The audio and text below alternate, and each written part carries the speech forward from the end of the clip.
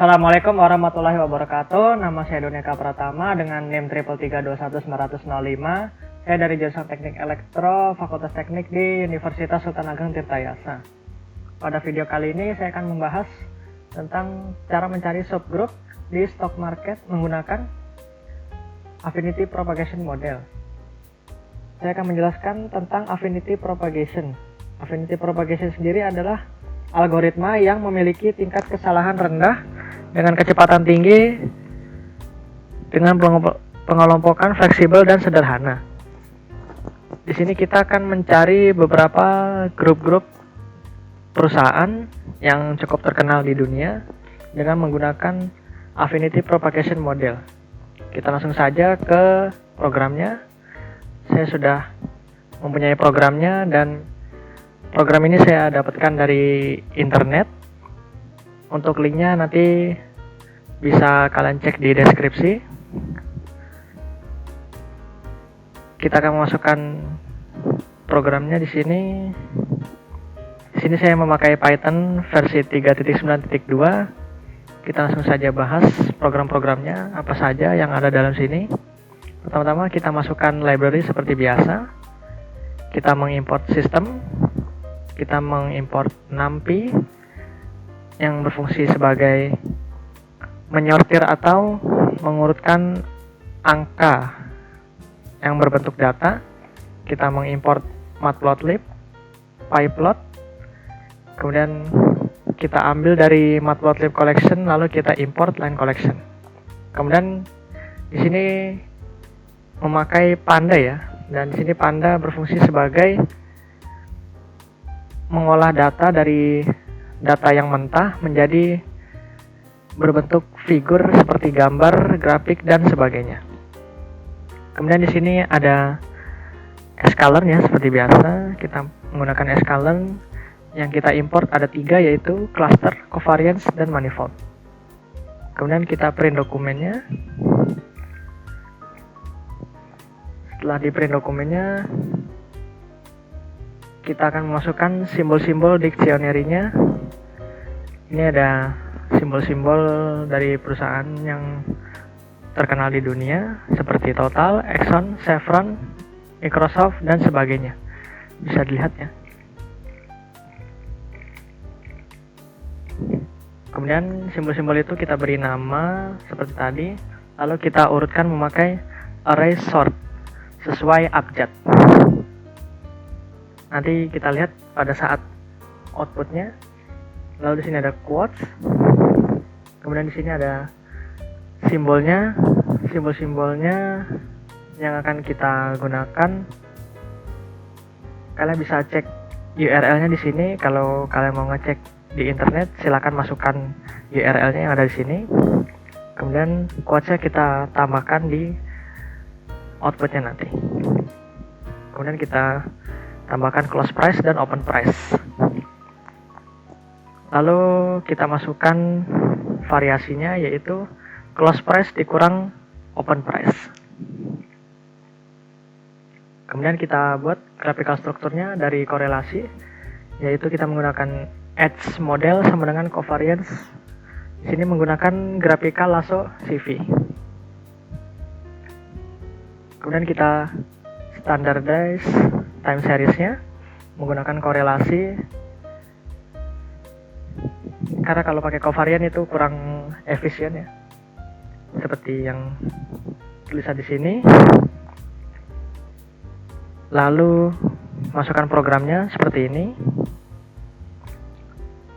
Sekarang kita akan mengcluster menggunakan Affinity Propagation-nya. Di sini Affinity Propagation sendiri itu untuk mengurutkan data-data yang dari terendah ya. Nanti kalian bisa cek data-datanya itu yang di URL tadi yang di atas. Kalian bisa lihat data-datanya nanti. Seperti ini programnya. Lalu kita jadikan data-data itu berbentuk 2 dimensi dengan program seperti ini. Kita menggunakan node position model sama dengan manifold.locally linear embedding. Lalu kita fit posisinya. Sekarang kita akan masukkan program visualisasi Untuk outputnya, seperti biasa, di sini menggunakan plot figure. Plot figure di sini hanya satu yang akan muncul, kemudian backgroundnya berwarna putih dan figur size sebesar sebagai berikut. Lalu kita tambahkan plot CLF, plot aks sebesar ini, namun plot aksisnya kita matikan. Lalu untuk display graph-nya kita ambil dari partial correlation-nya. Kita menggunakan partial correlation seperti berikut. Kita mulai dari non-zero ya. Lalu kita plot node-node-nya menggunakan koordinat dari embedding tersebut. Kita pakai plot scatter, embedding 0 dan 1, dan seterusnya. Lalu kita plot edge-nya dengan start hingga akhirnya itu dari non-zero. Yang kita akan embedding dari benar-benar terurut ya. Nanti kita akan lihat outputnya. Di sini menggunakan line collection ya. Lalu yang terakhir ada penambahan nama-nama pada node-node tertentu ya, yang sudah dibagi-bagi dalam grup atau klasternya.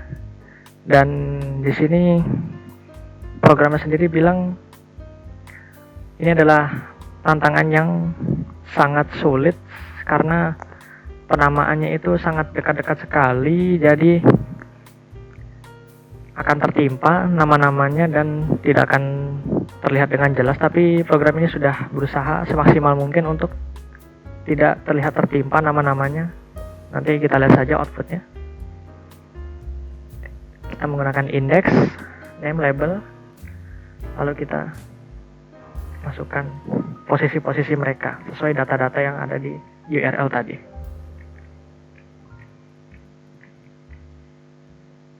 Lalu untuk teksnya sendiri berukuran 10 agar tidak terlalu besar dan tidak terlalu kecil juga. Ini ukuran yang sudah pas.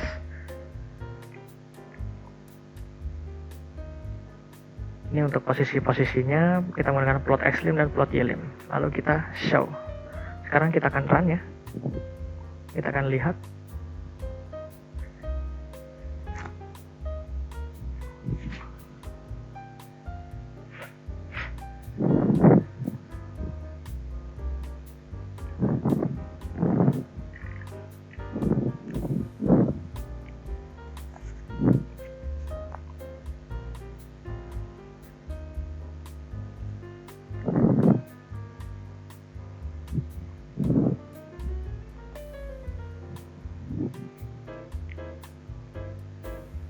Dan ini adalah datanya, tapi sebelum saya masuk ke datanya, saya akan jelaskan dulu output yang ada di sini.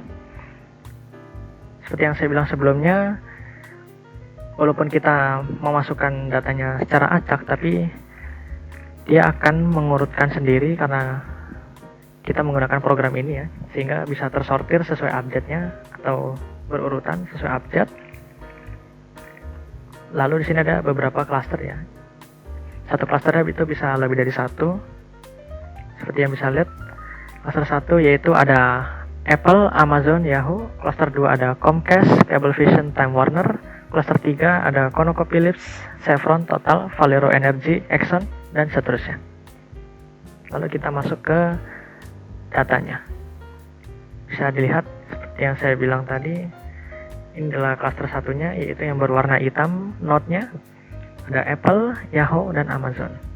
Di sini ada cluster nomor 3 yaitu ConocoPhillips, Chevron, Exxon, Valero Energy, dan Total, dan seterusnya. Ini sesuai ya node dengan clusternya. Mereka sudah menjadi satu grup sesuai clusternya masing-masing. Dan grafiknya berbentuknya seperti ini ya. Demikianlah video kali ini. Jika penjelasan saya kurang dipahami atau kurang lengkap, mohon dimaafkan. Wassalamualaikum warahmatullahi wabarakatuh.